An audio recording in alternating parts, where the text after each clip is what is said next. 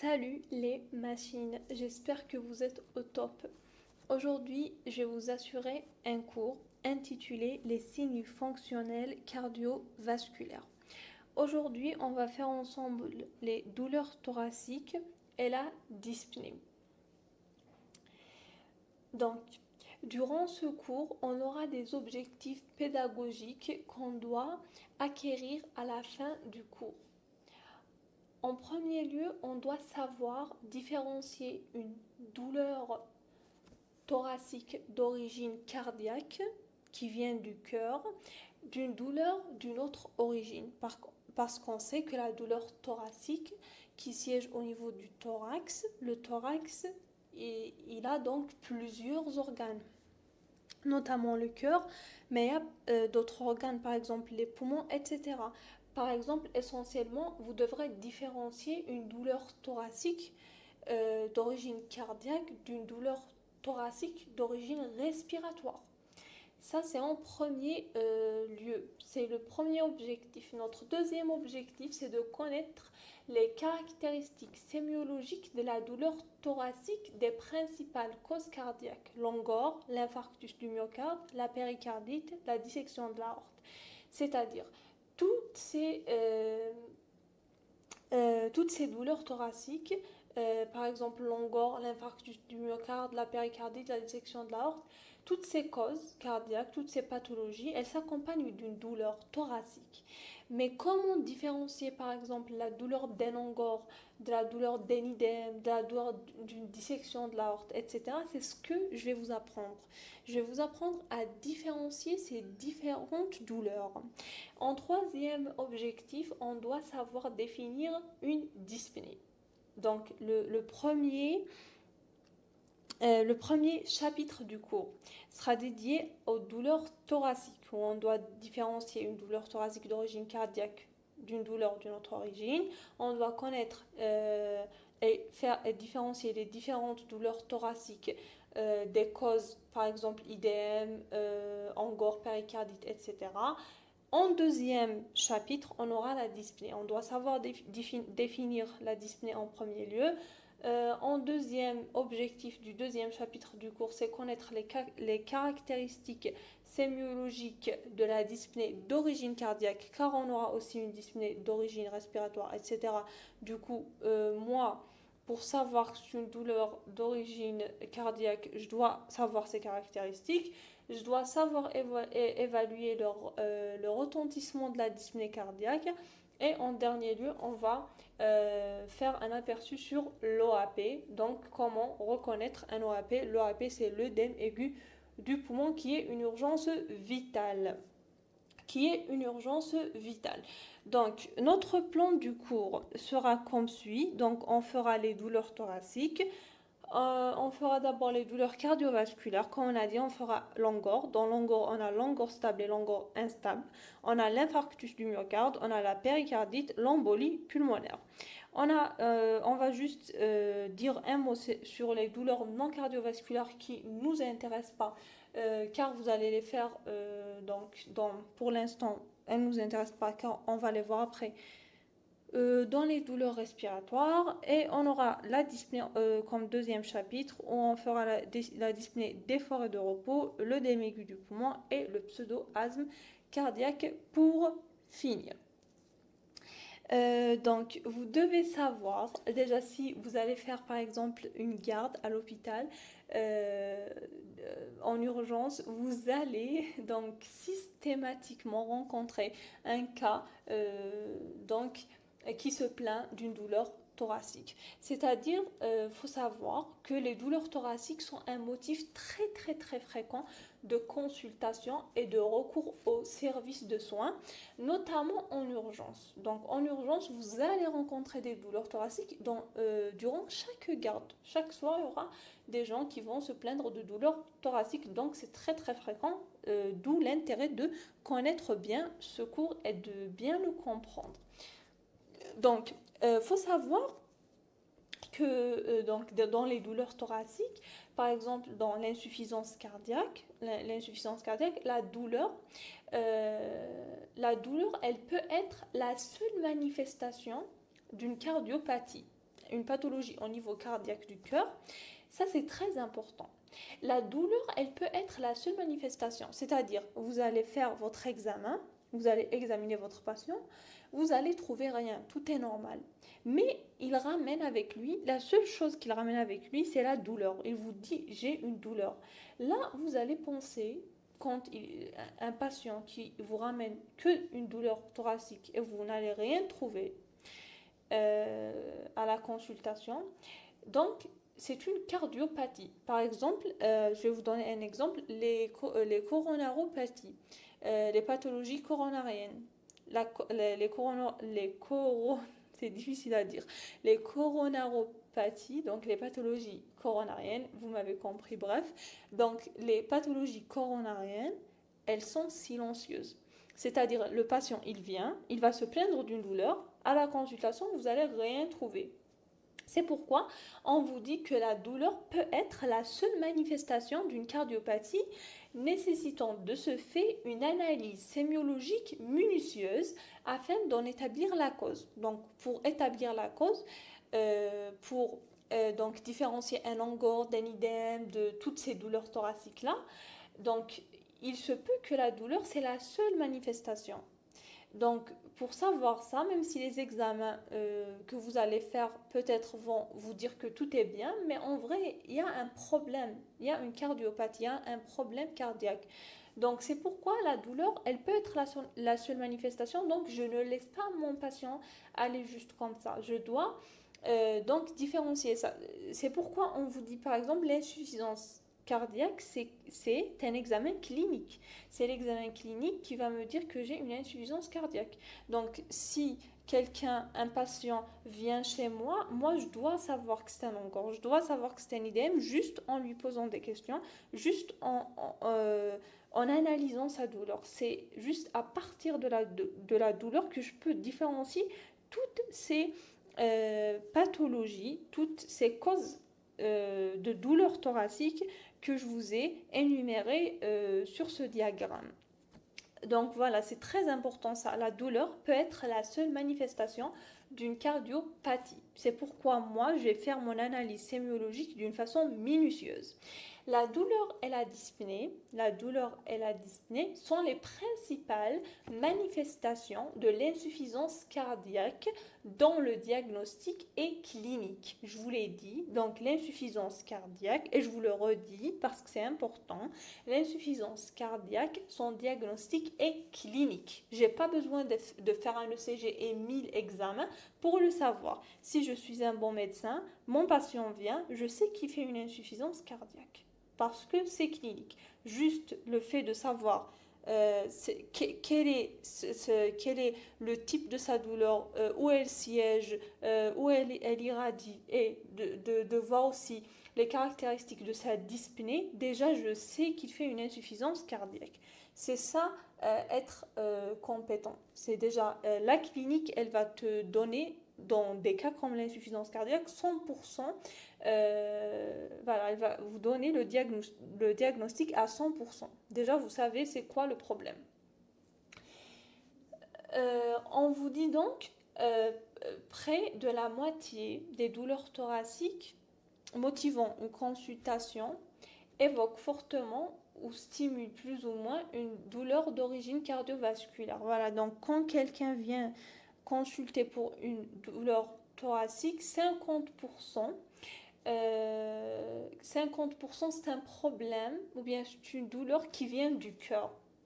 C'est pourquoi on fait ce cours dans le cardiovasculaire. Donc savoir les reconnaître dès le premier interrogatoire est d'autant plus nécessaire que l'examen clinique n'est bien souvent d'aucune utilité et que leur méconnaissance peut avoir des conséquences immédiatement dramatiques. Oui, il se peut même que, donc si je ne reconnais pas moi un IDM, peut-être que le patient va mourir. Je vais lui dire, il n'y a rien, tu peux retourner chez toi, et le matin, je vais entendre que ce patient-là est mort, et cela, c'est à cause de moi. Donc, il faut savoir les reconnaître dès le premier interrogatoire. Sinon, l'examen clinique, donc, il est inutile. Or que c'est dans l'examen clinique que je vais trouver ma solution. Donc là, l'examen clinique, c'est à 100% utile. Maintenant, c'est quoi les causes de cette douleur thoracique? D'accord, on a compris, on peut avoir des douleurs thoraciques d'origine cardiovasculaire. Maintenant, c'est quoi les causes de cette douleur thoracique que j'ai au niveau du thorax? Il se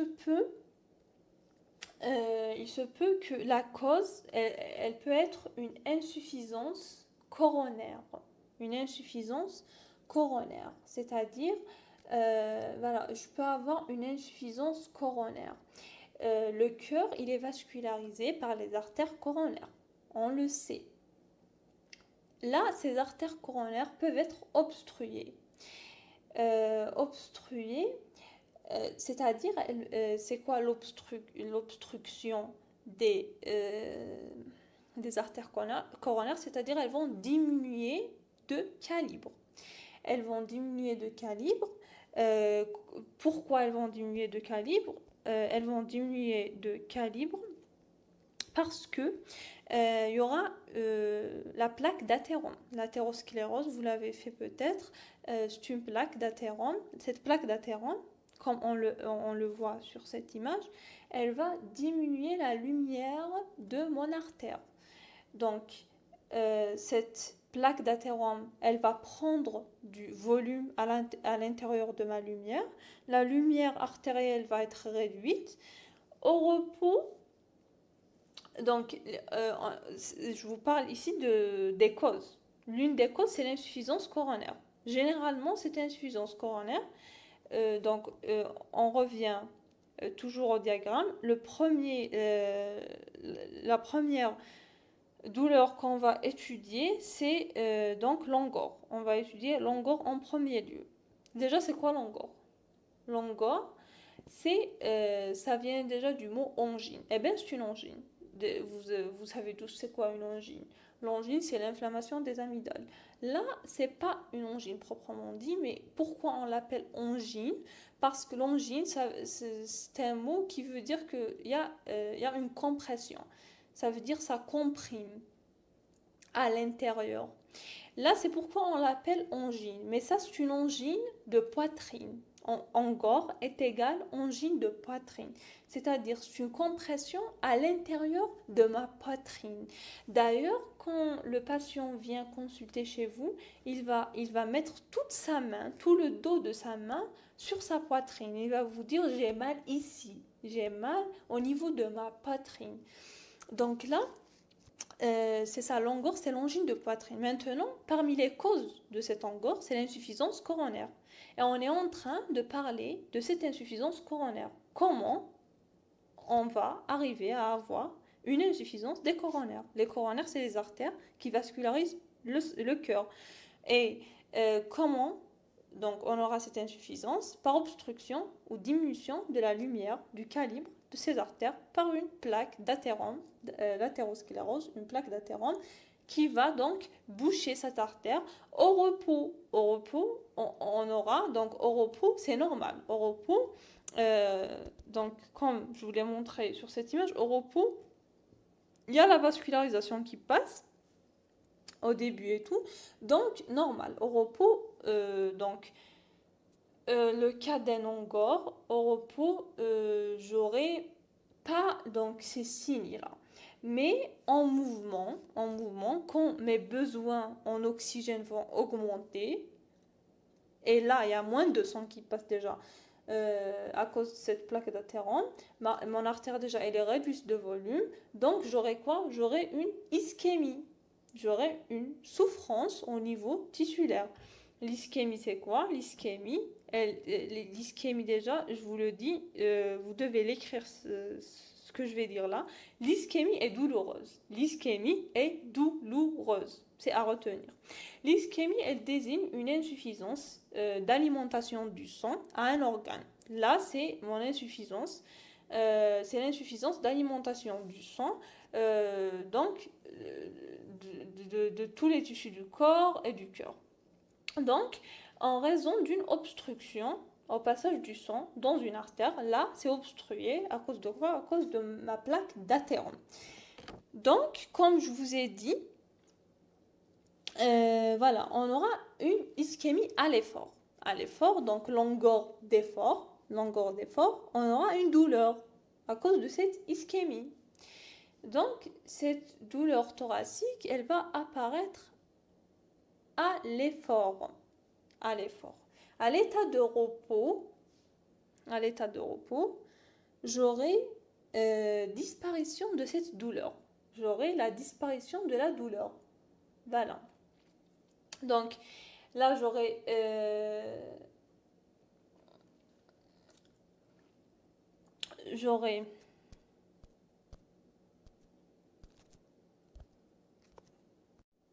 donc là, on a dit que l'angor, on l'appelle angor d'effort, car il se manifeste à l'effort seulement. Donc, quand j'arrête cet effort, j'aurai plus de douleur. À l'état de repos, la douleur va disparaître. Donc, on a dit parmi les causes d'un angor, on a les insuffisances coronariennes. Donc, je vais vous donner un exemple. Quand, par exemple, tu restes longtemps sans faire du sport, sans faire aucune activité sportive. Quand tu reprends ton sport, par exemple, tu reprends ta course à pied, tu es plus fatigué, tu es peut-être même essoufflé, mais tu n'as pas mal. Mais chez une personne qui a une insuffisance coronarienne, car donc il y a cette plaque d'athérome qui diminue le calibre des artères, voilà, qui va obstruer les artères coronaires. Donc là, plus cette plaque d'athérome prend du volume, plus l'angor apparaît à l'effort, donc j'aurai ces douleurs thoraciques. Donc plus cette plaque d'athérome va augmenter de volume, plus l'angor il apparaît pour des activités moins importantes. Voilà, donc pourquoi? Parce que la lumière va s'obstruer de plus en plus. Là, donc on va, par exemple, quand notre patient vient, on va lui poser quelques questions. Par exemple, c'est quand que tu ressens cette douleur? Est-ce que c'est à la marche? Est-ce que c'est à la marche rapide? Surtout quand tu montes les escaliers. Combien d'escaliers, d'étages que tu peux monter sans que cette douleur apparaît. On va lui poser par exemple quand il fait froid, quand il y a beaucoup de vent. Voilà, toutes ces circonstances où on a besoin de plus d'oxygène, parce que moi je sais que si il a un angor, c'est-à-dire par exemple parmi ces causes, il se peut que, voilà, que c'est une coronaropathie. Donc, je vais lui dire toutes ces circonstances où j'ai besoin de plus d'oxygène, parce que je sais si ces artères sont obstruées, il peut pas, voilà, donc ces artères ne pourront pas assurer un bon flux sanguin.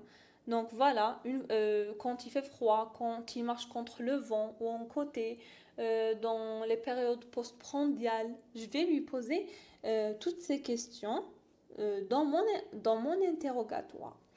Maintenant, avant de passer à l'angor donc typique et à l'angor atypique, parce qu'il y a un angor typique, donc où on aura la douleur typique, et il y a des douleurs atypiques, c'est-à-dire ce n'est pas typiquement celle-là, mais elles peuvent être différentes. Avant de passer à ça, je vais vous faire donc un petit schéma qu'on va suivre pour toutes ces douleurs. Donc, quand on a déjà une douleur, il y a plusieurs circonstances qui caractérisent cette douleur. J'en ai donc, voilà, des circonstances. D'abord, il y a les circonstances d'apparition. Donc, c'est quand qu'elle apparaît cette douleur. Par exemple, moi, je suis assise là, normal, j'ai pas mal. Au repos, j'ai pas mal. Par exemple, je me lève, je vais courir, j'ai mal. Donc, d'une façon spontanée, au repos, elle n'apparaît pas ma douleur. Mais si je me lève et je cours, cette douleur va apparaître. Donc, elle apparaît à l'effort. C'est pas la même chose. Donc, il y a des circonstances d'apparition. C'est quand qu'elle apparaît. Quand tu es assis, quand tu te lèves, quand tu es couché après tu te lèves, quand tu cours, quand tu fais un effort intense, etc. En deuxième lieu, la deuxième caractéristique des douleurs, d'abord on va poser, c'est quand qu'elle apparaît. Deuxième truc, c'est le type de la douleur. Le type de la douleur. C'est quoi comme douleur? Est-ce que c'est comme une brûlure? Est-ce que c'est comme une décharge électrique? Est-ce que c'est comme une sensation de frisson? Est-ce que c'est comme une piqûre d'aiguille? Est-ce que c'est comme une constriction? C'est ça, je vais essayer de décrire cette douleur. Après, en troisième lieu, la troisième caractéristique, c'est le siège. C'est à quel niveau? Dans le thorax, c'est à quel niveau exactement? Après, je vais lui dire, est-ce qu'elle reste au niveau du thorax ou bien elle se déplace quelque part, cette douleur, elle s'irradie quelque part. Donc en quatrième lieu, la quatrième caractéristique, c'est les irradiations. Est-ce que c'est une douleur qui reste en place ou se déplace? Elle s'irradie. Et c'est où qu'elle s'irradie, cette douleur-là? Puis après ça, j'aurai des facteurs favorisant cette douleur. Par exemple, à l'effort, cette douleur s'aggrave. Donc, euh, l'effort la favorise. Donc, j'aurai en cinquième lieu les facteurs favorisants et en sixième lieu les facteurs sédatifs. C'est-à-dire, c'est quand qu'elle cède, à quoi elle cède cette douleur. Par exemple, on a dit dans l'angor, elle cède au repos, c'est-à-dire l'arrêt de l'effort. Ma douleur, elle cède. J'ai plus cette douleur-là, elle disparaît. Donc, c'est ça le facteur sédatif. C'est quand qu'elle s'arrête, c'est quand qu'elle cède. Puis, on a en septième caractéristique, c'est les signes accompagnateurs. Est-ce qu'il y a d'autres signes qui accompagnent cette douleur? Donc, c'est comme ça qu'il faut poser les questions. Donc, on a 7 caractéristiques de la douleur. Les circonstances d'apparition, est-ce qu'elle est spontanée ou provoquée par quelque chose? Le type de la douleur, comment je ressens cette douleur? Le siège de la douleur, où je ressens cette douleur? Les irradiations, est-ce qu'elles se déplacent?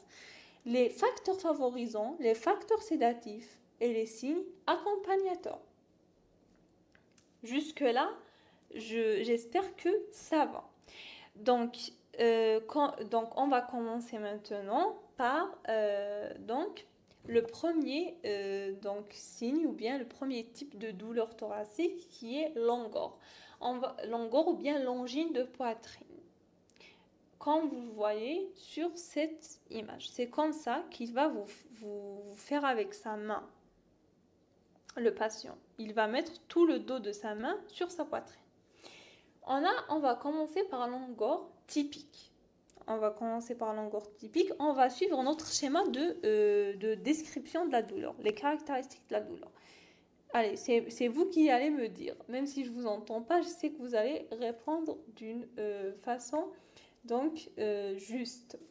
Alors, c'est quoi les circonstances d'apparition de la douleur de l'angor typique? On a déjà dit, les circonstances d'apparition de l'angor typique, c'est à l'effort.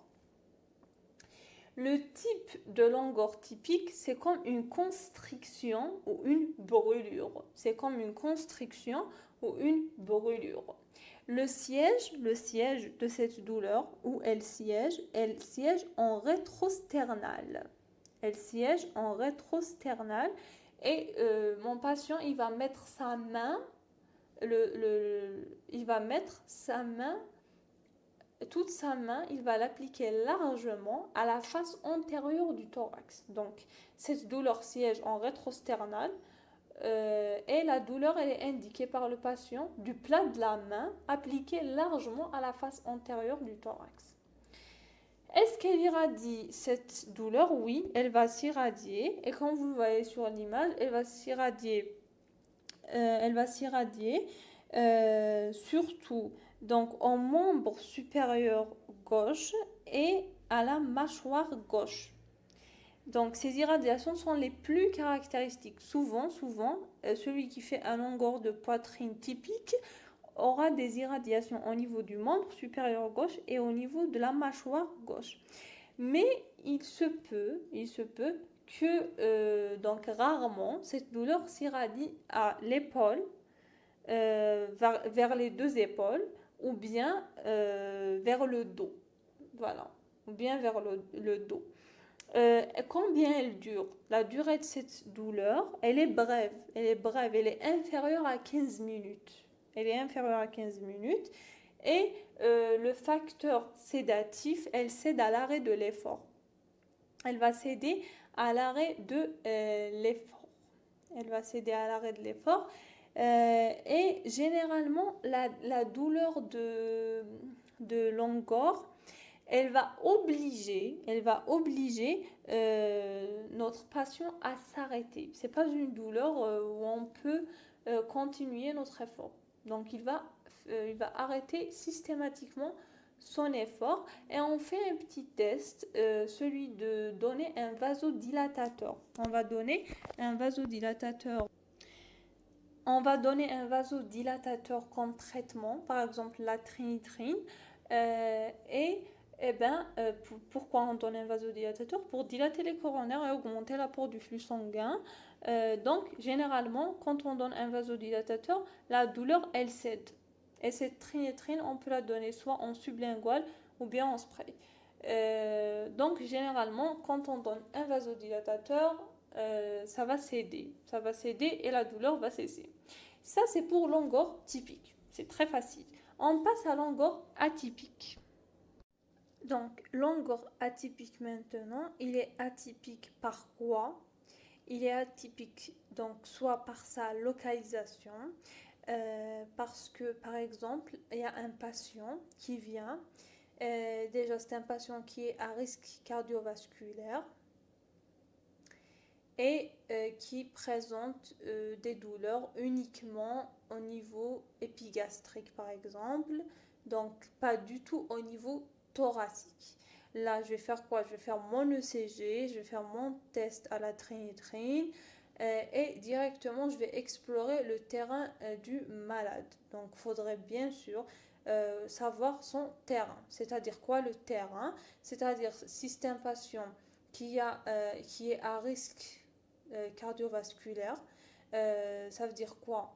Ça veut dire faut connaître ses antécédents. C'est quoi, qui sont les patients qui sont à risque cardiovasculaire? Les diabétiques, donc les tabagistes, les hypertendus, hypertension artérielle, la dyslipidémie, etc. Donc, j'ai un patient qui est à risque cardiovasculaire qui vient pour douleur épigastrique. Euh, je vais voir est-ce qu'il cumule d'autres facteurs de risque cardiovasculaire, ceux qu'on a déjà cités.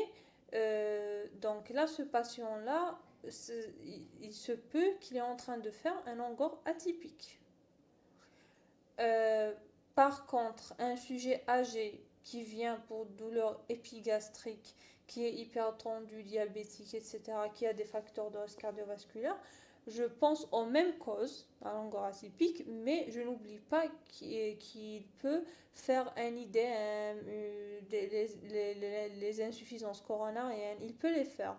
Je sais qu'elles peuvent se manifester chez un sujet âgé rapidement. Du coup, je prends mes précautions. Maintenant, donc ça c'est la localisation. La localisation de l'angor atypique, c'est il n'intéresse pas le thorax. C'est pas comme l'angor typique.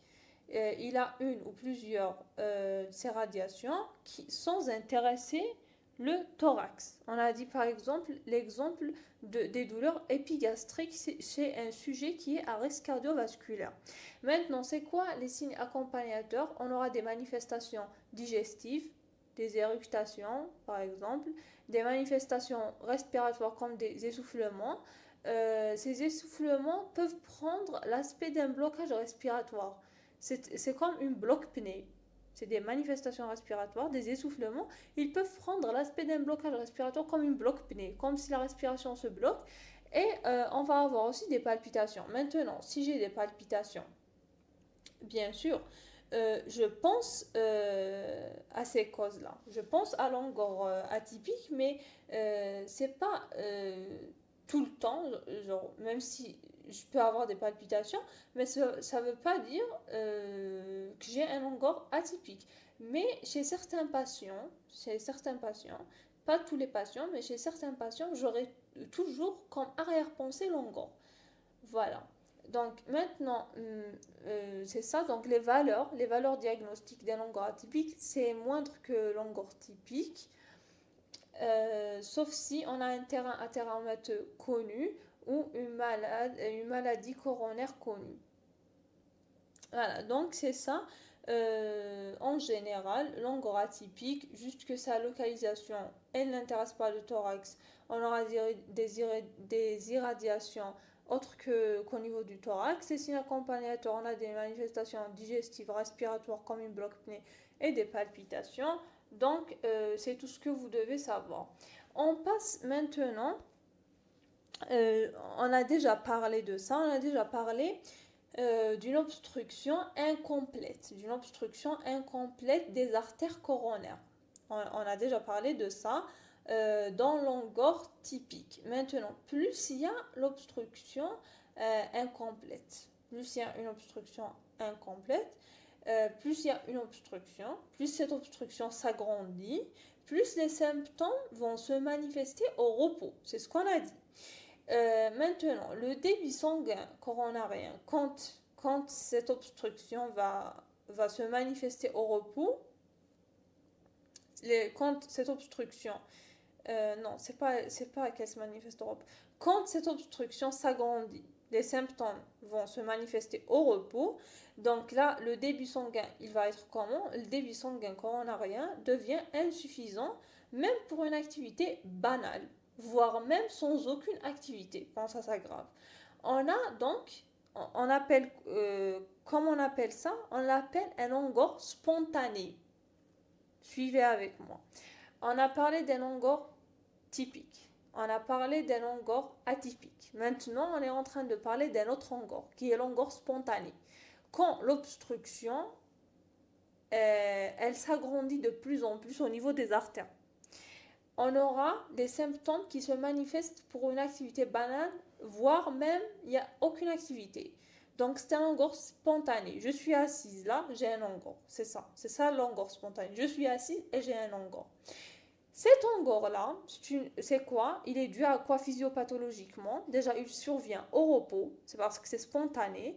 Et il est dû à quoi? Il est dû à la diminution primitive du débit coronaire, du flux sanguin coronaire, sans augmentation préalable de la consommation myocardique d'oxygène.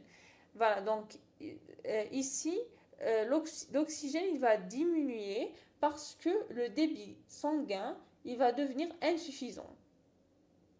Parce que les artères vont devenir très très très réduites de diamètre. Maintenant, c'est quoi les causes de cet angor spontané? Vous avez deux causes à retenir. Deux seules causes, je veux que vous les reteniez. Retenez ces deux causes que je vais citer. Chez un patient, on a dit un patient à risque cardiovasculaire, c'est-à-dire soit il présente des facteurs de risque ou il a déjà une maladie cardiovasculaire avérée. C'est ça, un patient. Quand on dit un patient à risque cardiovasculaire, ça veut dire quoi? Ça veut dire soit il a des facteurs de risque, comme on a dit l'HTA, le tabagisme, le diabète, la dyslipidémie, l'hypercholestérolémie, etc. Là, c'est des facteurs de risque. Soit il a déjà une maladie cardiovasculaire avérée, par exemple, il a déjà fait précédemment un infarctus du myocarde, un AVC, c'est-à-dire soit il a fait un IDM, un AVC auparavant. Donc là, je pense à quoi? Je pense à une sténose serrée. Je pense à une sténose serrée de la coronaire. Une sténose serrée de la coronaire, surtout si le patient me rapporte auparavant des crises d'angor d'effort. Donc auparavant, il m'a rapporté des crises d'angor d'effort. À l'effort, il avait des crises d'angor. Aujourd'hui, il revient vers moi pour la même douleur d'angor, mais au repos. Là, je pense à l'angor spontané. Je pense à l'angor spontané ou à l'IDM, parce qu'on va le voir par la suite, juste tout de suite. On va le voir, soit je pense à l'angor spontané, soit je pense à l'IDM, qu'on va voir par la suite. L'IDM, c'est la crise, communément appelée, c'est la crise cardiaque. Donc là, on a dit, j'ai deux causes. La première cause, on est en train de parler de la première cause qui va causer l'angor spontanée. On a dit un patient qui a des risques cardiovasculaires, soit des facteurs de risque, soit il a déjà une maladie avérée, soit donc il a déjà fait un IDM ou un AVC. Là, je pense à une sténocère de la coronaire. Donc, voilà. Ici, dans cette, quand le patient, il est déjà venu, il m'a déjà dit que j'ai des douleurs à l'effort, là, il revient, il me dit que j'ai des douleurs au repos, là, c'est un signe d'alarme. C'est un signe très alarmant. C'est-à-dire quoi? C'est-à-dire qu'il peut faire un IDM à n'importe quel moment. Si je le laisse repartir, par exemple, à la maison, il peut faire un IDM sur la route. Donc, c'est à prendre en charge rapidement en urgence. Maintenant, on a la deuxième cause. La deuxième cause d'un angor spontané, c'est pas chez un patient qui a des risques cardiovasculaires, mais plutôt chez la jeune femme. Surtout, plus, la jeune femme. Chez la jeune femme, elle est une jeune femme qui a des douleurs, une douleur angineuse. C'est-à-dire quoi la douleur angineuse? C'est la douleur d'un angor typique. Les signes de douleur d'un angor typique, d'une douleur angineuse, on l'appelle douleur angineuse. J'explore ma malade, elle n'est pas hypertendue, elle n'a pas d'hypercholestérolémie, elle n'a pas d'antécédents, elle n'a pas de risque cardiovasculaire, elle n'a pas de facteur de risque, elle n'a rien. Donc là, pourquoi? Qu'est-ce que c'est que ça? Pourquoi elle présente ces signes-là? Eh bien, c'est ce que je vous ai représenté maintenant sur cette image. Là, on revient vers cette image. Elle a ce qu'on appelle un spasme coronarien. C'est un spasme coronarien. C'est-à-dire quoi? C'est la diminution du calibre des coronaires. C'est-à-dire, elle se ferme, la coronaire, elle se ferme. Et cette fermeture des coronaires, cette diminution du calibre de la coronaire, elle va durer quelques secondes, juste quelques secondes, puis hop, ça reprend la forme initiale. Donc une coronaire, elle va diminuer de calibre pour un laps de temps, de secondes, puis hop, elle va se réouvrir. Elle va revenir à sa forme initiale. On peut observer ça par un examen des coronaires qu'on appelle la coronarographie, qui se fait de cette façon. On va introduire un cathéter au niveau de l'artère fémorale jusqu'au cœur et on va observer, on va les observer, on va observer nos coronaires. On va observer nos coronaires et on va voir, bon, c'est pas aussi simple que ça. Parce que pour voir ce spasme, on met un traitement pour provoquer le spasme au moment de la coronarographie. Au moment de cet examen des coronaires, on met un traitement qui va provoquer ces spasmes, mais cela ne vous intéresse pas. Donc, comme je vous ai dit, on a un spasme, le spasme sur un réseau coronaire angiographiquement normal, c'est-à-dire cette malade, elle ne représente rien. Ses coronaires sont normales, il n'y a pas de plaque d'athérome, il n'y a pas d'obstruction des coronaires, elles sont saines. Donc là, je pense à un spasme, surtout chez la jeune femme, je pense à un spasme coronaire, ce qu'on appelle, on appelle ça l'angor de Prinzmetal. L'angor de Prinzmetal, c'est comme ça qu'on l'appelle. Cela arrive généralement chez la jeune femme. Pourquoi donc ce sujet-là, il va me faire un spasme coronarien? Généralement, c'est causé par des sujets, des personnes neurotoniques qui sont toujours stressées, qui sont toujours stressées. C'est pour ça le stress, il n'est pas du tout bénéfique. Donc pour vous, à comprendre, pour l'angor spontané, je veux que vous reteniez que donc chez un sujet athéromateux qui présente déjà soit une obstruction incomplète qui va se compliquer, soit il a des risques déjà cardiovasculaires, donc là je le prends en charge d'une façon. Mais il y a d'autres sujets, par exemple, chez cette jeune femme qui n'a rien, c'est juste un espace de corps, on n'a rien, un laps de temps, là je la prends et je la traite d'une différente manière. Donc voilà, l'angor spontané, c'est un angor de repos.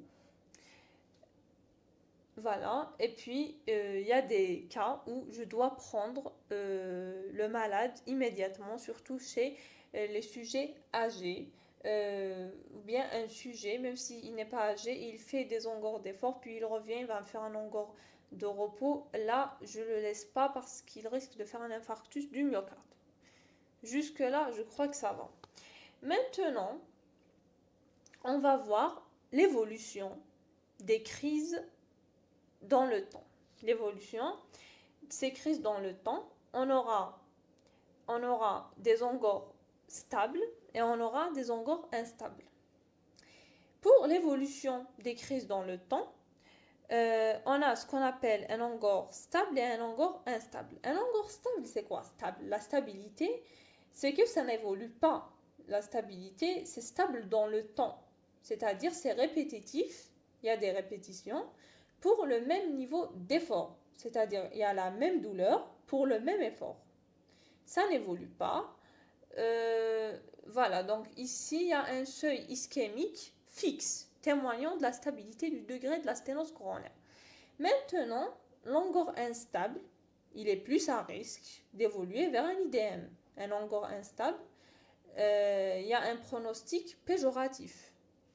Un pronostic péjoratif, c'est un risque qui peut évoluer vers un infarctus du myocarde. Et l'infarctus du myocarde, donc, c'est une urgence thérapeutique par excellence. C'est une urgence vitale à prendre en charge. À l'instant T. Donc maintenant, on a dit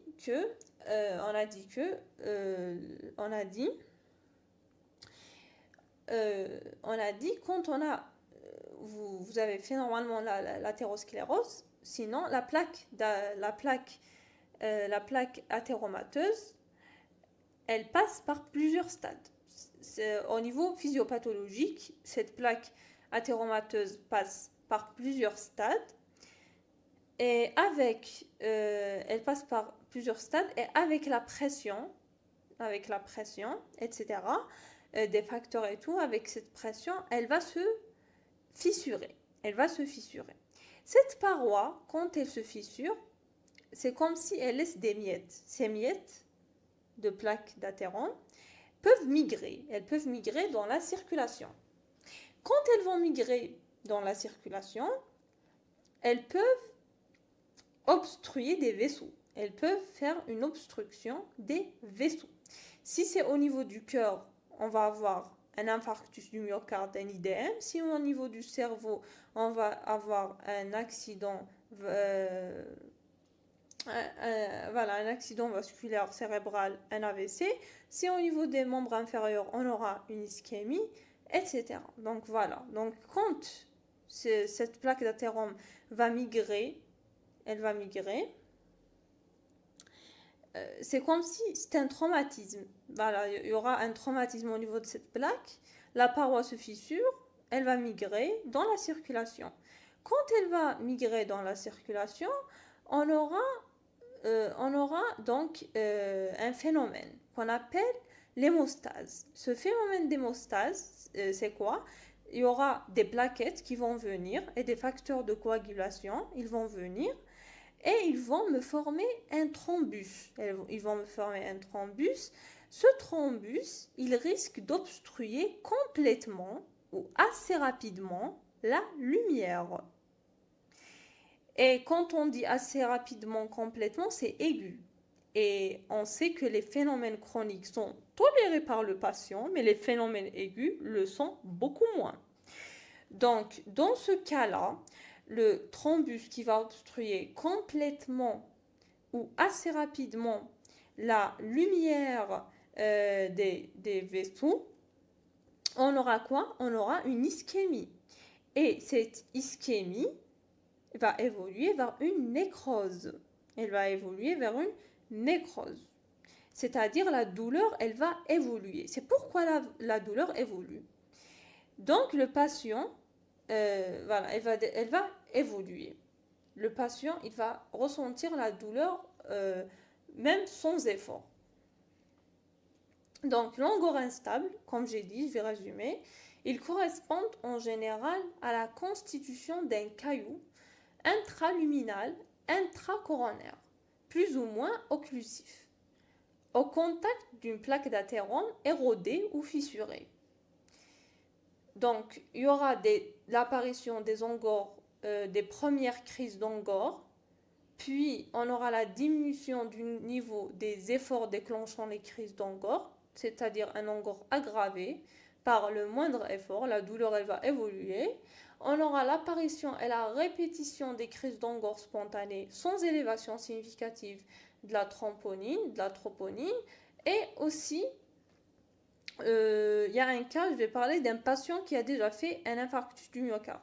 Ce patient qui a déjà fait un infarctus du myocarde, donc il aura une obstruction totale de la coronaire par ce caillou intraluminal. Donc on doit faire au plus vite une thrombolyse, c'est-à-dire la lyse du thrombus, pour espérer récupérer le tissu cardiaque avant la nécrose. Car s'il y a une nécrose, ça va être irréversible. La nécrose, elle est irréversible. C'est ce qu'on appelle un geste de revascularisation. C'est par le fait d'introduire un ressort dans la coronaire. Ça, c'est juste un détail.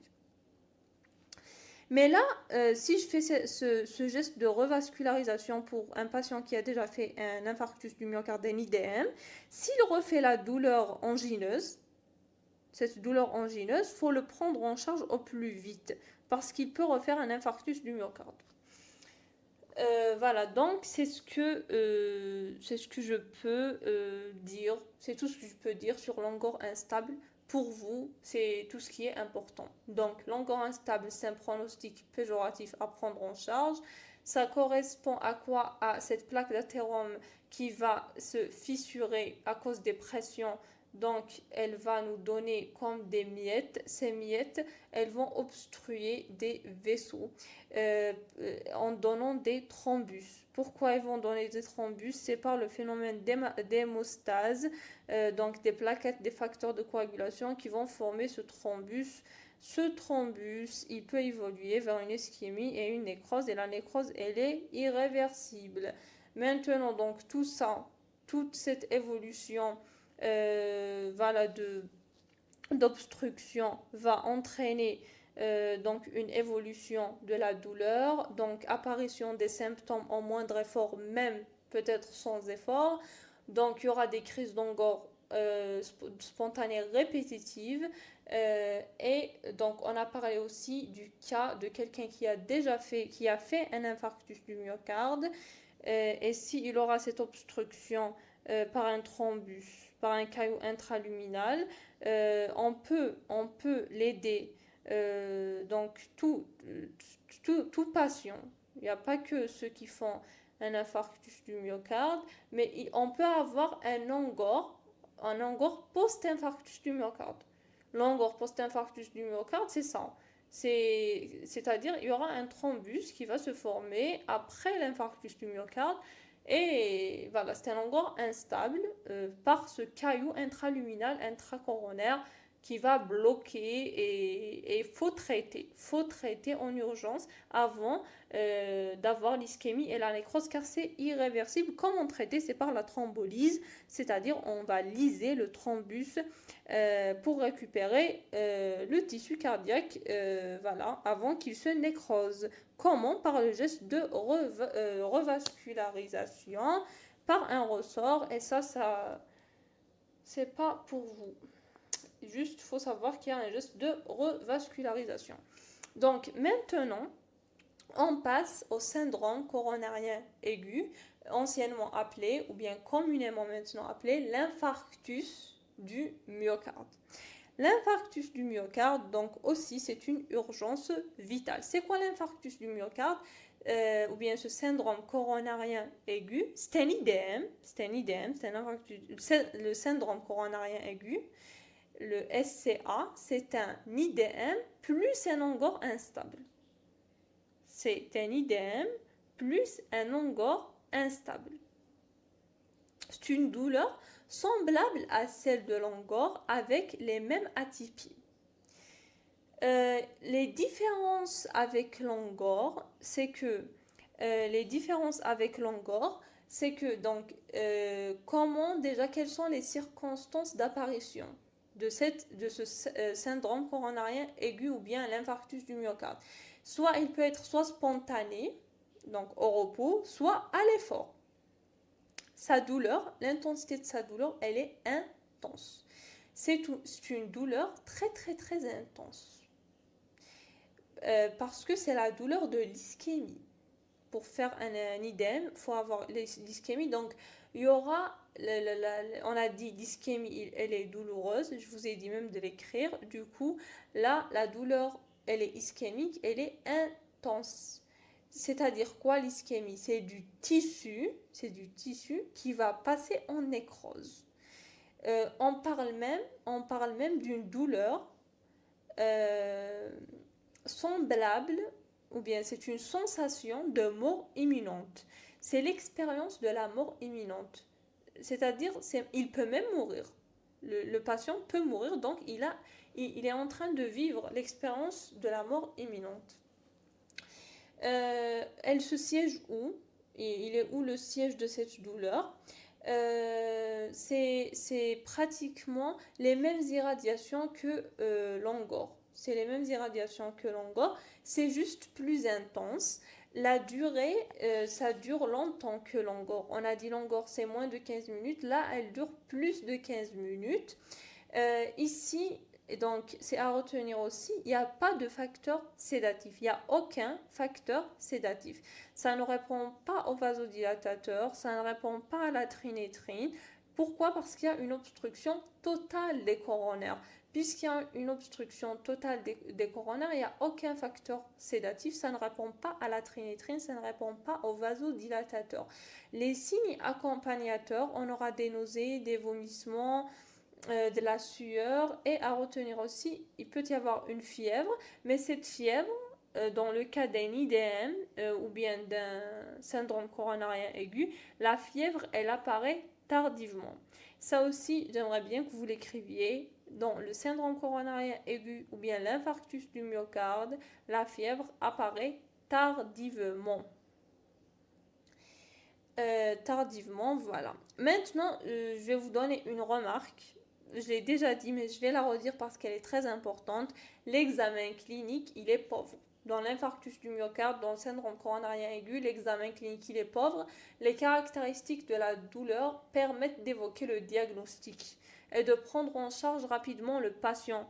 C'est-à-dire, je vais faire mon examen clinique, il est très pauvre. On retrouve rien d'autre que la douleur. On retrouve rien d'autre que ces caractéristiques de la douleur que j'ai citées. C'est ces caractéristiques-là qui vont vous orienter pour diagnostiquer un IDM et sauver peut-être une vie. Et voilà, donc il faut agir rapidement en urgence.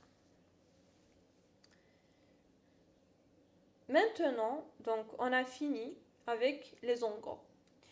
On a parlé d'un ongor typique, d'un ongor atypique, d'un ongor spontané, d'un ongor stable. Donc dans l'évolution, on a parlé d'un ongor stable et d'un ongor instable.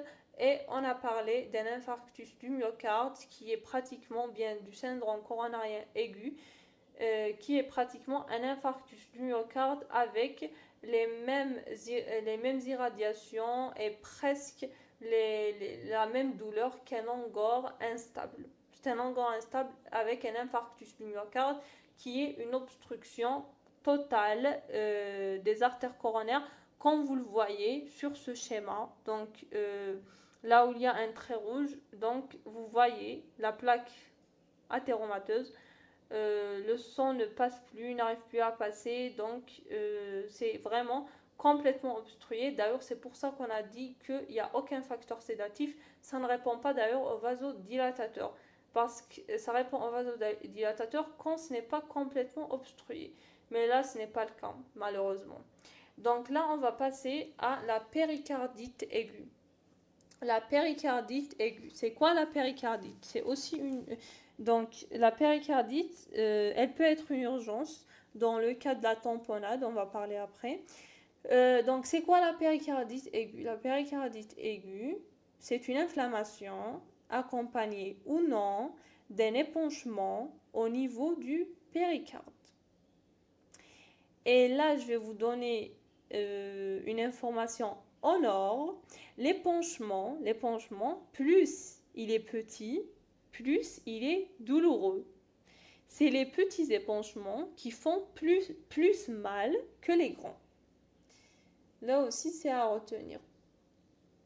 Donc, la douleur d'une péricardite, elle ressemble à celle de l'infarctus du myocarde.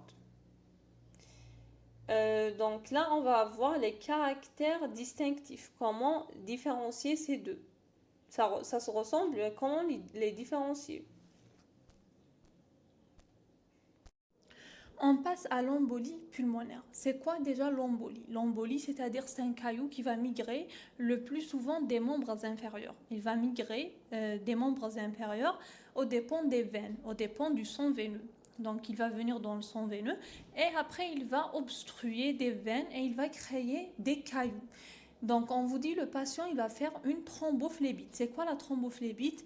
Elle est provoquée par un caillou dans une veine, 90% au niveau du mollet et de la cuisse. Donc voilà, au niveau du membre inférieur, le caillou va migrer. Donc après le caillou il va migrer, il va traverser la veine inférieure, puis il va se retrouver dans le cœur droit, puis dans les artères pulmonaires. Et ça va provoquer une douleur thoracique. C'est pourquoi on l'appelle l'embolie pulmonaire. Là, bien évidemment, je vous rappelle que l'artère pulmonaire a du sang veineux. Donc, plus c'est proche du cœur, plus les veines sont proches du cœur, plus c'est grave. Et donc, ça va provoquer cette douleur thoracique. L'embolie pulmonaire, c'est une urgence vitale parce qu'elle risque de donner un infarctus du poumon, un infarctus pulmonaire. C'est ça, donc, c'est ça son urgence, c'est ça ce qu'elle peut donner, c'est ça son risque, c'est l'infarctus pulmonaire. Et donc, c'est une urgence vitale. Donc, aujourd'hui, c'est la journée des urgences vitales. On a parlé de l'infarctus du myocarde, de l'angor instable, de l'embolie pulmonaire, de la péricardite. Quand elle va quand elle va donner une tamponnade, c'est la tamponnade qui est l'urgence. Bref, donc l'embolie pulmonaire, c'est une urgence. Et voilà, elle risque de donner un infarctus du myocarde. Quand j'ai un patient, ce patient, il va venir avec un thrombus, c'est-à-dire c'est un caillou, et plus des douleurs, je m'oriente directement vers l'embolie pulmonaire. Thrombus plus douleur, c'est l'embolie pulmonaire, directement. Maintenant, on a dit que, déjà, pourquoi c'est une urgence vitale? D'accord, elle peut donner un infarctus du myocarde, mais on n'a pas bien expliqué. On a dit que donc, ce caillou, il va migrer vers les artères pulmonaires. Les artères pulmonaires, elles assurent quoi? Elles assurent l'oxygénation. Donc, le patient risque d'être en hypoxie. C'est ça le problème. C'est un manque d'apport d'oxygène. L'hypoxie qui est un manque d'apport d'oxygène, donc il va mourir par hypoxie. Donc, il y a un risque de décès. Et plus les branches obstruées sont plusieurs, ou bien si la branche qui est obstruée elle est grande, plus on va parler d'une embolie massive. Donc c'est plus grave. La gravité, elle est en relation avec le nombre des branches obstruées ou bien le calibre des branches obstruées. Maintenant, donc c'est vrai que l'embolie pulmonaire, sa douleur se présente de façon différente, mais il y a quand même des caractères qui vont nous orienter vers une embolie pulmonaire. Il y a des caractéristiques propres à elle. Déjà, c'est quoi les circonstances d'apparition de l'embolie pulmonaire? Déjà, elle apparaît spontanément. C'est pas à l'effort, ni c'est spontanément, juste comme ça, elle va apparaître. Elle est aggravée par quoi? Elle est aggravée toujours par les mouvements respiratoires. Elle est aggravée par les mouvements respiratoires, surtout par l'inspiration. C'est quoi donc, c'est quel type de douleur? Ce type de douleur se présente, donc il se présente sous forme de point de côté. Voilà, sous forme d'un point de côté ou bien d'un coup de poignard. Des fois c'est un coup de poignard, des fois c'est un point de côté. Il siège donc au niveau latérothoracique, donc le thorax latéralement. C'est là où siège la douleur de l'embolie pulmonaire, latérothoracique. Et donc, elle a des signes accompagnateurs. Par exemple, on a la toux, on a la tachypnée, donc c'est une forme de dyspnée, et l'hémoptysie. Et l'hémoptysie, c'est quoi l'hémoptysie? C'est du sang. C'est du sang qu'on va évacuer après un effort de toux. Donc, cette toux, on a dit, il peut s'accompagner de toux. Cette toux aussi, elle peut s'accompagner d'hémoptysie. Donc, c'est un sang après l'effort de toux qui vient des voies aériennes. Dans ce cas-là de l'embolie pulmonaire, il va venir des voies aériennes et non pas du tube digestif, non pas des voies digestives, mais plutôt il va venir, ce sang, il va venir après un effort de toux des voies aériennes. On parle de crachat hémoptoïque. Voilà, on va le voir plus, on va le détailler plus, ces crachats hémoptoïques, dans la sémiologie des signes fonctionnels respiratoires. Vous devez juste retenir que l'embolie pulmonaire, elle est accompagnée de tout. Cette toux, elle peut s'accompagner d'hémoptysie, qui est du sang des voies aériennes, qui va s'accompagner dans des crachats hémoptoïques. Et aussi, on a une dyspnée de type tachypnée, tout simplement. Donc voilà, l'embolie pulmonaire, pour résumer le tout, c'est une douleur qui se présente dans trois quarts des cas, donc elle est très fréquente. C'est quoi? C'est un caillou qui va venir migrer plus souvent des membres inférieurs. Il va donc migrer, traverser la veine cave inférieure, le cœur droit, puis l'artère pulmonaire. C'est pourquoi on l'appelle embolie pulmonaire. Il va provoquer cette douleur thoracique qui est spontanée, qui est aggravée par l'inspiration, qui est donc siégé dans la face latérale du thorax sous forme d'un point de côté ou d'un coup de poignard et qui s'accompagne de toux. Cette toux peut s'accompagner d'hémoptysie et une dyspnée, tachypnée et une difficulté à respirer, bien évidemment. Donc on est en hypoxie, on est en un manque d'apport d'oxygène, donc notre respiration ne va pas être normale. Voilà, et sa gravité, c'est selon le nombre de branches obstruées ou bien le calibre de ces branches. Plus c'est grand, plus c'est grave. Tout simplement, c'est facile. On passe à la dissection de l'aorte. C'est quoi la dissection de l'aorte? C'est tout simplement la déchirure. Voilà, comme on le voit ici, c'est la déchirure de l'intima. La déchirure, parce qu'on a nos artères, elles sont constituées de l'intima, de la média et de l'adventice. L'intima, c'est la couche la plus interne. Donc, la déchirure de l'intima, elle va entraîner un faux chenal ou bien un faux canal ce faux canal, il va entraîner le passage du sang passage de sang entre l'intima et la média, la couche qui va suivre l'intima. Donc il y aura un passage de sang entre les deux couches, l'intima et la média.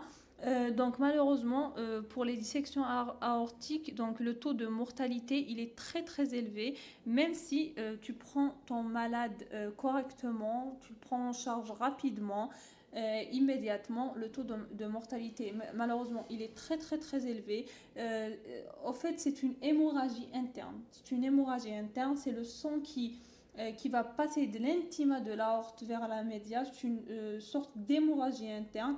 Donc, la douleur, le type de la douleur dans la dissection aortique, c'est clairement une déchirure. C'est une déchirure antéro-postérieure thoracique. Voilà, c'est une déchirure antéro-postérieure qui va irradier le plus souvent dans le dos et même vers les membres. Elle va irradier dans le dos et vers les membres, dans les lombes, descendant dans les membres. Et donc, voilà, donc, et cela, donc c'est à chaque systole, à chaque battement de cœur, à chaque systole, la déchirure, elle va s'aggraver parce qu'il y a plus de sang qui va passer de l'intima vers la média et la déchirure va s'aggraver.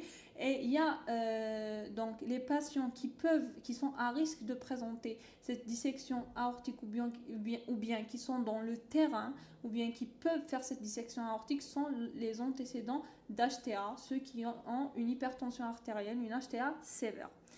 Tout simplement, donc, la dissection aortique, c'est une urgence chirurgicale. Son type, c'est une déchirure antéro-postérieure qui irradie dans le dos et vers les membres. Et donc, on va se contenter de savoir que ceux qui ont une hypertension artérielle sévère peuvent faire cette dissection tout simplement.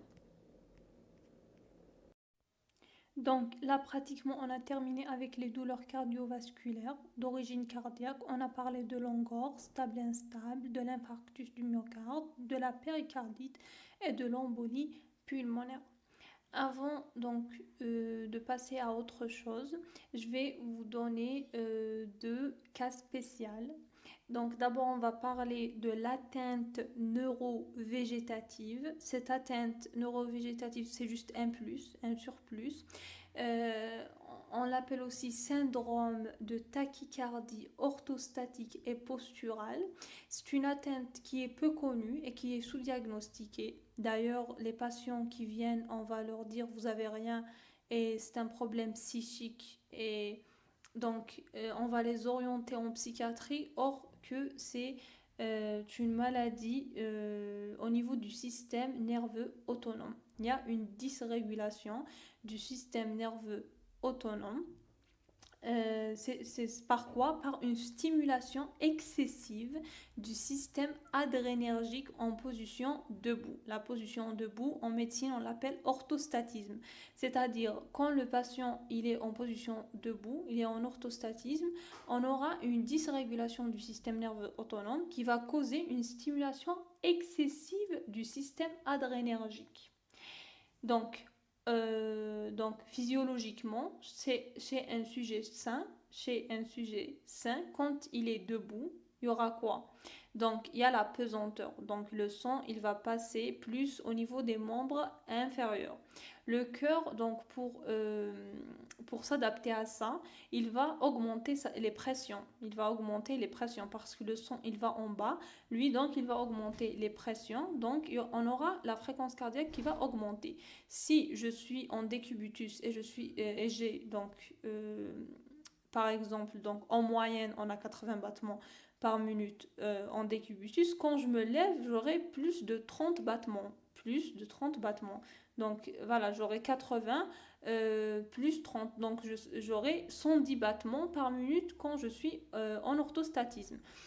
Chez ces sujets-là qui sont atteints, qui ont une atteinte neurovégétative ou qui sont atteints de ce syndrome de tachycardie orthostatique et posturale, comme son nom l'indique, c'est une tachycardie orthostatique. Donc, quand ils se lèvent, quand ils sont en position debout, ils n'auront pas plus de 30 battements, mais ils auront par exemple 120 battements par minute. Donc, c'est une tachycardie importante. C'est une tachycardie importante. Donc, dans ce cas, donc, ils vont déjà avoir des palpitations et tout, et ils vont ressentir des douleurs thoraciques et une dyspnée. Voilà, donc quelles sont les circonstances de son apparition? C'est l'orthostatisme. Le type de cette douleur, elle ressemble à l'angor. Elle ressemble à l'angor. Elle est angionoïde, donc elle ressemble à l'angor.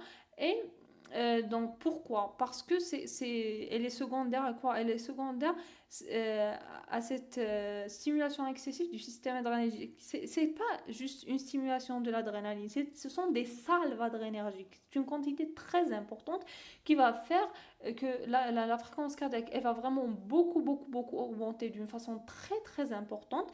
Cela est déclenché à l'orthostatisme. Donc cette douleur maintenant qui ressemble à l'angor, qui est secondaire à l'hyperadrénergie, elle va donner cette douleur thoracique, elle va évoquer, faisant évoquer, elle va faire évoquer, surtout chez la jeune femme, elle va faire évoquer un spasme coronarien. On a parlé déjà. Elle va faire évoquer ce spasme coronarien surtout chez la jeune femme. Donc, cette atteinte neurovégétative, elle touche beaucoup la jeune femme.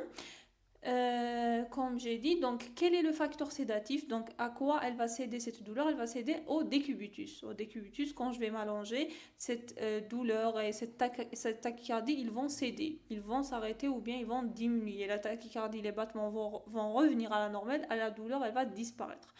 parce que c'est l'orthostatisme qui va déclencher ces salves adrénergiques. Maintenant, il y a des signes accompagnateurs.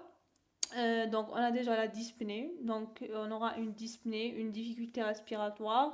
On aura aussi des palpitations parce que la tachycardie, elle est souvent accompagnée, donc son signe est accompagné de palpitations.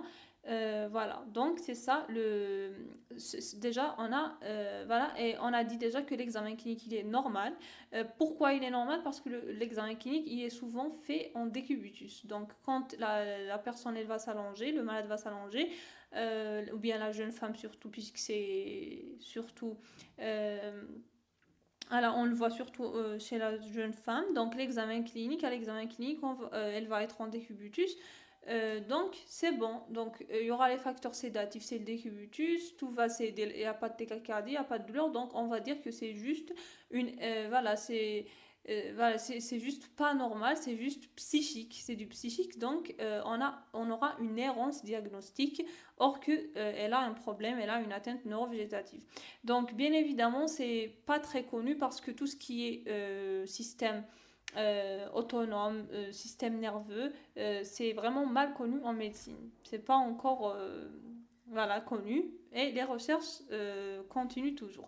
Maintenant, je veux aussi, avant qu'on passe à autre chose, je veux aussi vous rajouter un surplus qu'on appelle algie précordiale d'origine nerveuse. L'algie précordiale d'origine nerveuse, elles sont très fréquentes, surtout chez les médecins, parce que c'est pour ça que je voulais parler de ça, surtout chez les étudiants en médecine, les médecins, voilà, et surtout chez les médecins.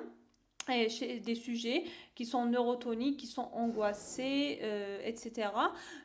Donc là, le patient, il va venir, il va s'inquiéter à tort. Comment ça? Donc il va venir, il va pas vous faire... Donc on a déjà fait cette image. On a déjà donné cette image. Attends, je sais pas si elle est là. Ah là, cette image-là, où le patient, il va venir, il va mettre tout le dos de sa main sur sa poitrine. Là, je vais m'inquiéter. Mais si il va mais si, donc, il va venir et il va me référer à cette douleur juste avec son doigt, avec un seul doigt, pas comme sur cette photo-là, il va me référer à la douleur au niveau de sa poitrine, au niveau du thorax, juste avec son doigt, comme ça. Et tu vas lui dire, tu as mal où? Il va te dire ici, ici, voilà. Et donc, il y aura des épisodes très variables. D'un interrogatoire à un autre, c'est pas la même chose. Donc, il va ressentir cette douleur. Comment il va la ressentir? Soit sous forme de piqûres, de fourmillements, de coups d'électricité, de poignards, etc. Et cette douleur, elle va durer soit juste peu de temps, ou bien des jours et des jours. Elle peut durer des jours et des jours, ou bien elle peut durer voilà, une durée très courte et très longue. Ça dépend. Sont stipulés soit, on a dit, en coup d'aiguille, en poignard, en fourmillement. C'est pas fixe. Donc, le patient, il va vous ramener beaucoup d'épisodes, voilà, de douleurs, d'autres sièges, etc. Surtout au niveau du thorax et tout. Il va vous signaler cette douleur sous forme d'un seul doigt. C'est pas toute la main, comme sur cette image-là. Et donc là, quand je fais un ECG, je vais rien trouver. Il n'y a aucune modification, il n'y a aucune anomalie. C'est pas donc ce qu'on a décrit. C'est pas un angor, c'est pas un IDM, c'est pas une dissection de l'aorte, c'est rien. Ça ressemble à rien. Donc là, je vais me dire que c'est une algie précordiale d'origine nerveuse. C'est juste quelqu'un qui est neurotonique, qui est angoissé. Voilà, qui se fait des idées dans sa tête. Et là, je mets du calcibronate. Bien sûr, je fais avant le CG pour confirmer. Je mets du calcibronate et c'est tout. Mais si c'est une personne âgée, comme on a dit, ça dépend du terrain. Quand c'est une personne âgée, je ne la lâche pas. Une personne âgée, polyvasculaire et tout, voilà, je vais donner de la troponine, des vasodilatateurs, etc. Je fais le CG et tout parce que là, il se peut que je vais passer à côté d'une urgence vitale parce qu'avec les personnes âgées, même si c'est ça, même si c'est une algie précordiale d'origine nerveuse, je ne vais pas lâcher une personne âgée parce que il se peut qu'elle me fasse une urgence vitale et qu'elle décède. Voilà, donc là, on a terminé avec les douleurs cardiovasculaires. On a fait le tour. Il nous reste maintenant des douleurs cervico-brachiales et pariétales. Il se peut qu'on aura donc des douleurs d'origine non cardiovasculaire. Je vais juste vous donner des exemples. On a les douleurs cervico-brachiales et pariétales. Voilà, elles peuvent être cervico-brachiales, intercostales, etc. Des douleurs pleuropulmonaires, des douleurs d'origine digestive et hépatique. Voilà. Donc au niveau du thorax, on n'a pas que les douleurs d'origine cardiaque, mais pour le moment, ce que vous devez savoir, c'est les douleurs d'origine cardiaque. Maintenant, on passe au deuxième donc signe fonctionnel cardiovasculaire qui est très important, qui est la dyspnée. Donc, on est arrivé maintenant au deuxième signe fonctionnel cardiovasculaire qui est la dyspnée. D'abord, c'est quoi la dyspnée? Comment pouvez-vous me définir la dyspnée? Donc, la dyspnée, c'est tout simplement la prise de conscience pas volontaire des mouvements respiratoires. Donc, sans le vouloir, je vais prendre conscience de mes mouvements respiratoires. Parce que, bien évidemment, que je pourrais prendre conscience de mes mouvements respiratoires, par exemple, en méditant. Je fais la méditation, je prends conscience de ma respiration. Ce n'est pas une dyspnée. Mais quand il y a une prise de conscience des mouvements respiratoires sans le vouloir, ensuite, la respiration, elle va devenir pénible.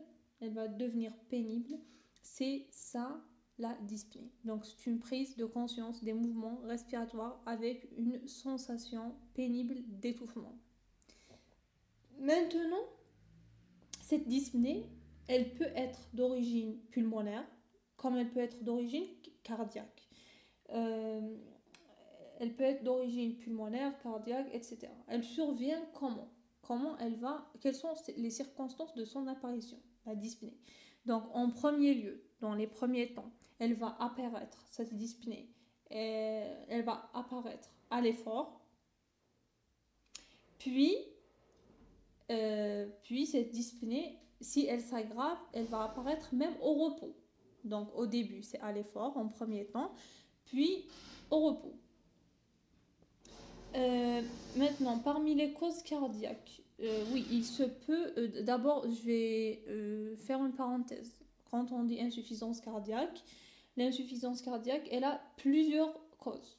Elle peut être de cause ischémique, toxique, par des causes de valvulopathie qu'on va voir après, par l'hypertension artérielle. Donc, dans les valvulopathies, je peux avoir aussi l'hypertrophie du ventricule gauche qui va se retentir, qui va me donner donc une insuffisance cardiaque, etc. Donc l'insuffisance cardiaque, elle a plusieurs causes. Donc ça ne veut pas dire que j'ai une dyspnée, c'est-à-dire que c'est une insuffisance cardiaque. Non, il se peut que j'ai une insuffisance respiratoire, par exemple un tabagique chronique qui me fera une dyspnée d'effort puis de repos. Comment savoir? Donc c'est ça. La question c'est comment différencier une dyspnée d'origine cardiaque et une dyspnée d'origine pulmonaire. Donc la pulmonaire, on va la laisser, on va la faire avec les causes donc respiratoires. Nous, on va se focaliser sur la cardiaque, sur la dyspnée cardiaque. Bon, je vais vous dire, il y a un seul type. Il y a une seule cause cardiaque, il y a un seul type de dyspnée cardiaque. C'est sûr que c'est cardiaque. Donc, il y a un principal symptôme qui va m'orienter vers l'insuffisance, qui va m'orienter vers la dyspnée. Il y a un symptôme, il y a un type de dyspnée qui est cardiaque. Donc, c'est dans quelles circonstances? Il y a une dyspnée, un type de dyspnée qui va m'orienter vers l'origine cardiaque. Ça, vous devez l'écrire. Donc, ce seul type de dyspnée qui va évoquer qui va donc m'orienter vers l'origine cardiaque, je l'ai dit à 2 reprises, c'est l'insuffisance cardiaque gauche. Voilà, la dyspnée, le principal symptôme de dyspnée cardiaque, c'est l'insuffisance cardiaque gauche. C'est l'insuffisance cardiaque gauche. Voilà, c'est l'insuffisance cardiaque gauche qui va m'accompagner. Maintenant, cette insuffisance cardiaque gauche, donc quel est ce type? Il y a un type de dyspnée qui va m'orienter vers l'origine cardiaque, qui est l'insuffisance cardiaque gauche. Maintenant, il y a un type de dyspnée. C'est quoi ce type de dyspnée? C'est l'orthopnée, ce qu'on appelle l'orthopnée. C'est quoi l'orthopnée? C'est une dyspnée du décubitus, c'est-à-dire c'est une dyspnée qui va s'aggraver par le décubitus dorsal. C'est une dyspnée du décubitus. Quand c'est une dyspnée, donc en position couchée, le sujet il ne peut pas s'allonger, il a du mal parce que cette dyspnée elle va s'aggraver, c'est ce qu'on appelle l'orthopnée. Donc d'ailleurs le patient va le trouver, il met plusieurs oreillers pour dormir, voire il dort sur un fauteuil. Voilà, on va voir après pourquoi. Donc voilà, le patient ici il va éprouver le besoin de s'appuyer sur plusieurs oreillers pour respirer en position demi-assise, voire en position assise, les jambes pendantes au bord du lit. Donc c'est ces positions-là qui le mettent un peu mieux. Donc l'orthopnée, elle va l'aggraver. Donc soit il va mettre plusieurs oreillers, soit donc il va dormir en position assise, demi-assise, les jambes pendantes au bord du lit, ou bien dans un fauteuil. Pourquoi? Parce qu'en position allongée, donc quand on a une insuffisance cardiaque gauche, elle va se retentir donc euh, sur le poumon. Donc on aura quoi? On aura le passage de liquide à l'intérieur des alvéoles. Quand il y aura passage de liquide vers les alvéoles, on aura donc un retentissement du sang vers les veines pulmonaires, voilà, du cœur gauche. Donc l'insuffisance cardiaque gauche va se retentir sur les veines pulmonaires, donc il y aura passage du liquide dans les alvéoles. Donc en position couchée, cela s'aggrave, c'est-à-dire on va parler de ce mot, on va aggraver la stase. C'est quoi la stase? C'est-à-dire l'arrêt ou la stagnation. Stase, c'est stagnation ou bien l'arrêt d'un liquide organique circulant. Donc c'est un liquide qui circule, maintenant il va s'arrêter, il va stagner. Ce qu'on appelle la stase sanguine. Donc quand on s'allonge, quand on est en position donc de décubitus dorsal, cette stase-là, elle va s'aggraver. Cette eau qui est dans les alvéoles, donc il va nous aggraver cette dyspnée. Donc c'est pourquoi on parle d'un type de dyspnée qui va nous orienter vers une dyspnée d'origine cardiaque, qui est l'insuffisance cardiaque gauche, qui est le type de dyspnée d'orthopnée, qui est une dyspnée aggravée par le décubitus dorsal. Donc c'est de ça qu'on a parlé. Voilà, donc pratiquement c'est ça. Maintenant, donc, on va revenir à cette image que je vous ai mis ici. C'est la quantification de la dyspnée, ou bien cette dyspnée, il a des classes. Donc, il y a des types de dyspnée. Voilà, donc la dyspnée, c'est un truc qui va évoluer. C'est pas juste j'ai une dyspnée, c'est les stades. Donc, il y a des stades de dyspnée. C'est les stades de la NIHA. Les stades de la NIHA, New York, c'est des stades qui sont mis donc à New York. Donc on va parler NIHA 1, NIHA 2, NIHA 3, NIHA 4. Donc suivez avec moi sur ce schéma. Déjà on a la classification de la New York Heart Association. New York Heart Association, c'est NYHA, NIHA. On a donc le stade 1, stade 2, stade 3, stade 4. Le stade 1 commence une dyspnée d'efforts exclusifs pour des efforts inhabituels. C'est-à-dire si j'ai l'habitude de courir 1 km, je vais courir demain par exemple 2 km et j'aurai une dyspnée. Donc c'est une dyspnée pour des efforts que je ne fais pas toujours, des efforts inhabituels. Donc là, le patient, il n'éprouve aucune gêne dans la vie courante. Il peut faire son marché, il peut faire sa toilette, le plus normalement du monde. Il a juste une dyspnée quand il fait des efforts inhabituels.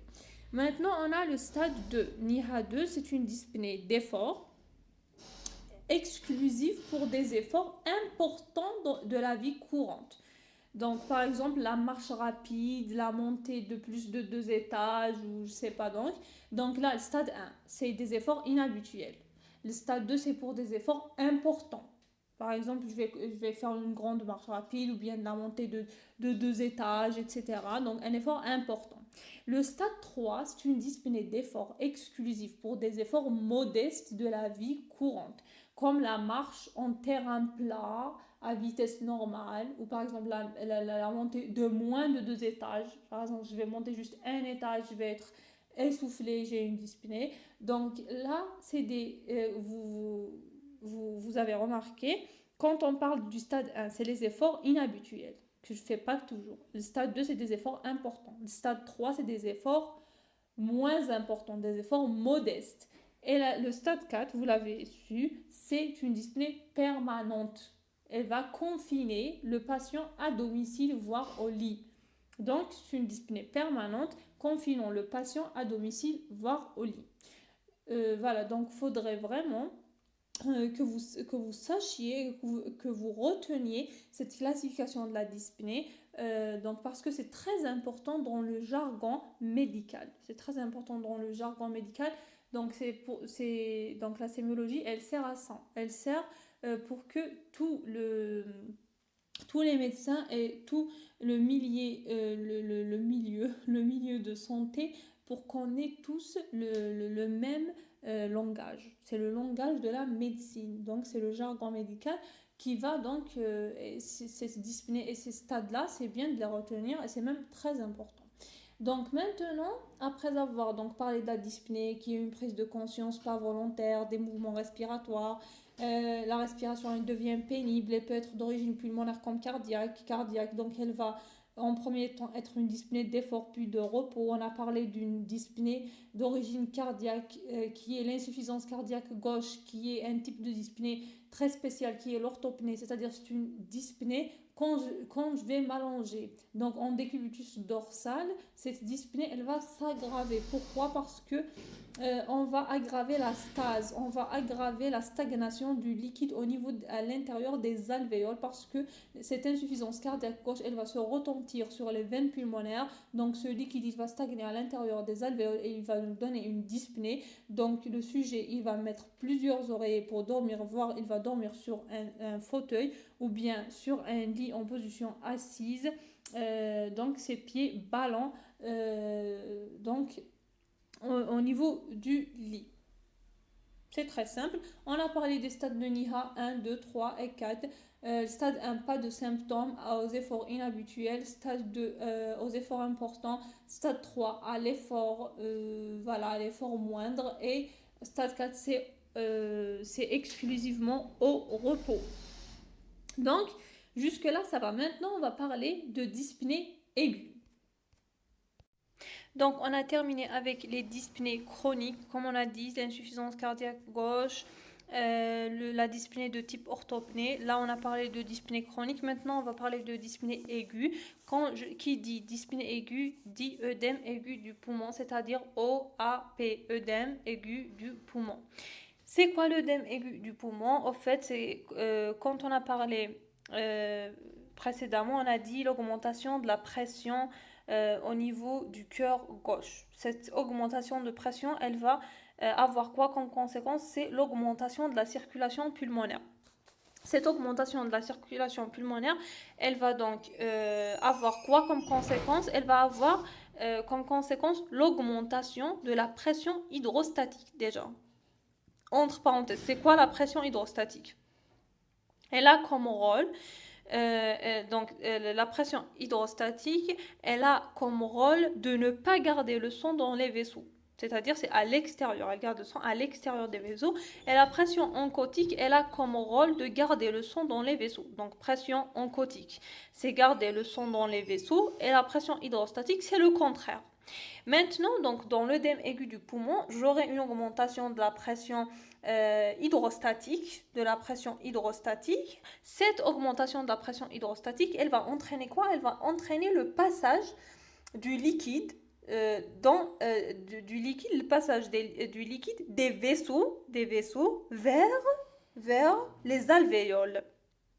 L'augmentation de la pression hydrostatique va entraîner le passage du liquide des vaisseaux vers les alvéoles. Puis ces alvéoles-là, quand elles vont se remplir de liquide, c'est-à-dire à la place de l'air dans les alvéoles, à la place de l'air dans les alvéoles du poumon, j'aurai de l'eau. Il y aura de l'eau. Imaginez, à la place de l'air, il y a de l'eau. Donc, il y aura une noyade. L'OAP, c'est une noyade des alvéoles. Donc, on aura une noyade. On l'observe même, cette OAP, on l'observe même dans les formes sévères du Covid. Aussi, on observe des œdèmes aigus du poumon qui sont comme une sorte de noyade. La forme typique de l'OAP, c'est une détresse respiratoire aiguë. C'est une détresse respiratoire aiguë, c'est une urgence vitale extrême parce que je peux perdre mon patient à n'importe quel moment. Donc, c'est une urgence vitale extrême. Donc là, on a des alvéoles qui sont pleins d'eau. Imaginez, des alvéoles qui sont pleines d'eau. Donc, le patient, pour évacuer cette eau, il va essayer de tousser. Il va essayer de tousser.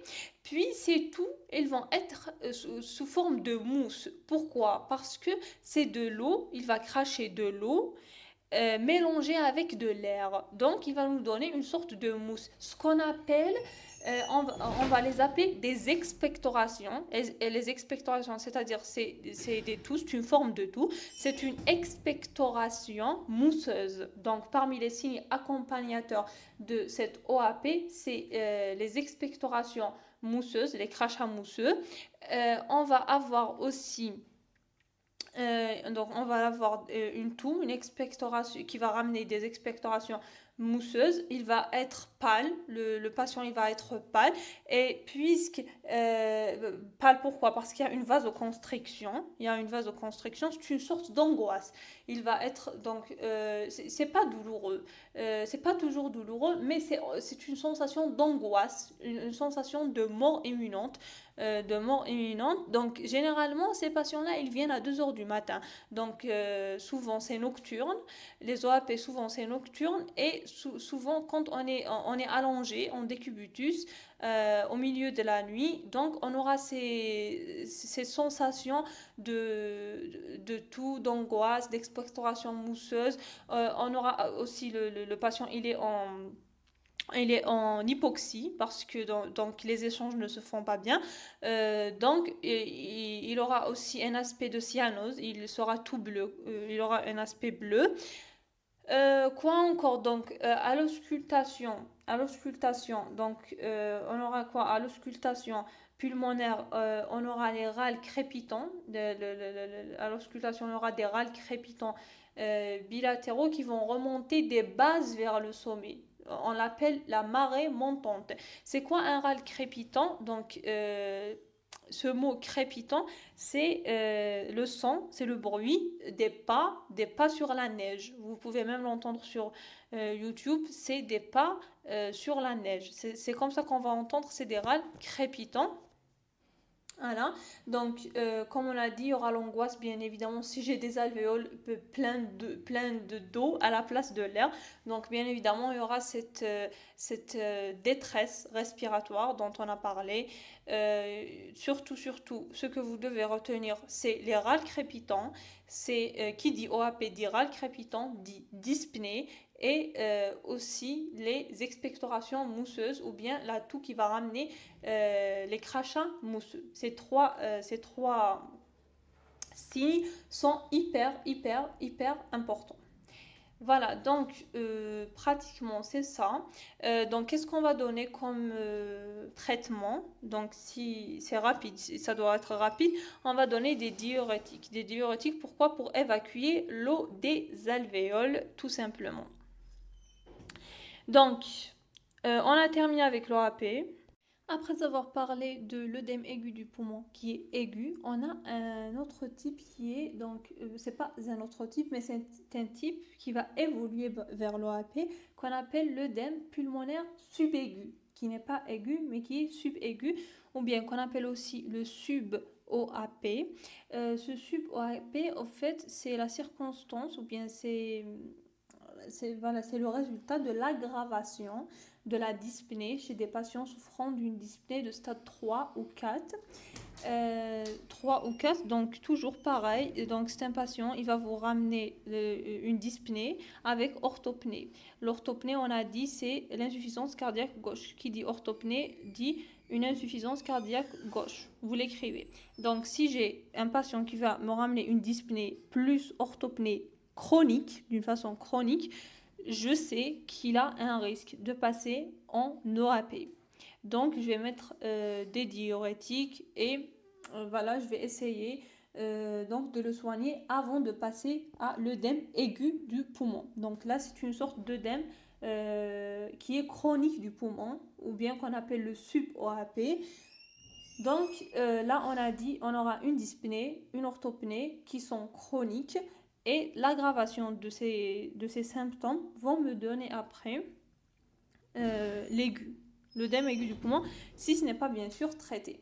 On passe donc, voilà, donc on va voir un peu des images. Là, c'est ce que je vous ai dit sur l'inondation des alvéoles. Là aussi, c'est donc l'OAP, donc on a dit c'est nocturne et c'est en position de décubitus.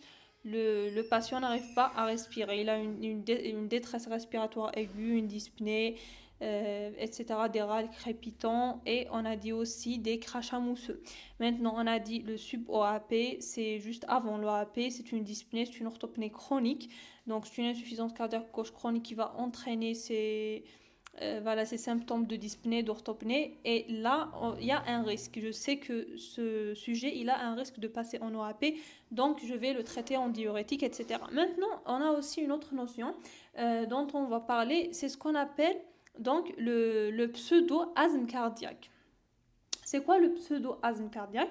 Donc, on sait tous que l'asthme, c'est une pathologie donc fréquente chez les jeunes. C'est une pathologie des jeunes. Maintenant, donc déjà, c'est quoi l'asthme? Couramment, c'est une diminution du calibre des branches. Une diminution des calibres des branches, donc c'est une bronchoconstriction avec accumulation de liquide. Même dans ce cas, j'aurais une asthme est égal bronchoconstriction avec accumulation de liquide.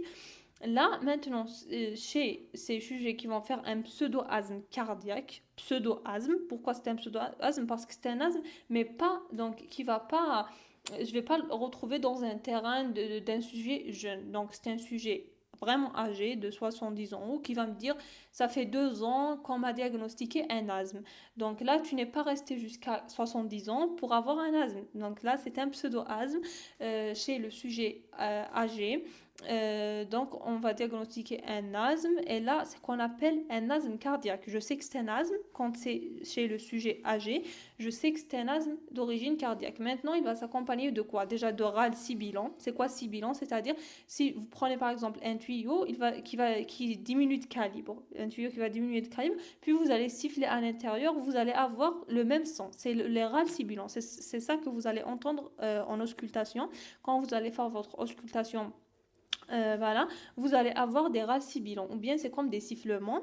Donc voilà, cet asthme cardiaque va s'accompagner toujours la même chose d'une orthopnée, c'est-à-dire d'une insuffisance cardiaque gauche. C'est pour ça qu'on l'appelle un asthme ou bien un pseudo-asthme parce que c'est chez le sujet âgé, donc cardiaque, parce que c'est dû à une origine cardiaque. Là, c'est une détresse respiratoire mais qui est due à l'insuffisance cardiaque gauche. Voilà. Donc là, toujours, je vais donner quoi? Je vais donner des diurétiques comme traitement. Donc maintenant, voilà, pour conclure notre cours, donc déjà, il faut savoir que c'est selon le terrain. Par exemple, dans ce pseudo-asthme cardiaque qui est le dernier truc qu'on va traiter dans ce cours, on a dit que si c'était un sujet âgé, je vais penser à un asthme normal. Donc, c'est une bronchoconstruction des voilà, c'est une bronchoconstruction avec accumulation des liquides. Mais si c'est chez un sujet âgé, je pense à une insuffisance cardiaque gauche qui m'a donné un pseudo-asthme cardiaque, tout simplement. Donc, pour conclure mon cours, je vous dis que la douleur thoracique et la dyspnée qu'on a fait, toutes les douleurs thoraciques qu'on a fait d'origine cardiaque et même celles d'autres origines qui ne sont pas cardiaques qu'on a citées, et même la dyspnée qui est un signe fonctionnel cardiovasculaire important dans le cas de l'insuffisance cardiaque gauche. On a parlé de l'EAP, on a parlé du sub-OAP et du pseudo-asthme cardiaque pour conclure. Donc tout ça, toutes ces douleurs thoraciques et cette dyspnée sont un motif de consultation fréquent, surtout aux urgences. Vous allez trouver ça surtout aux urgences. Et il faut savoir que leur analyse sémiologique, ce que vous avez appris là, est indispensable afin d'en reconnaître l'étiologie, la cause et de permettre une prise en charge sans délai des situations urgentes. Voilà, donc là, plus on prend en charge notre patient précocement, plus les conséquences seront meilleures et on aura une meilleure prise en charge des patients et c'est ça le but. Donc pour finir, je vous remercie pour votre attention jusqu'à la fin. Si cette vidéo vous a aidé, n'hésitez pas à la liker, à me le montrer en likant, en la commentant.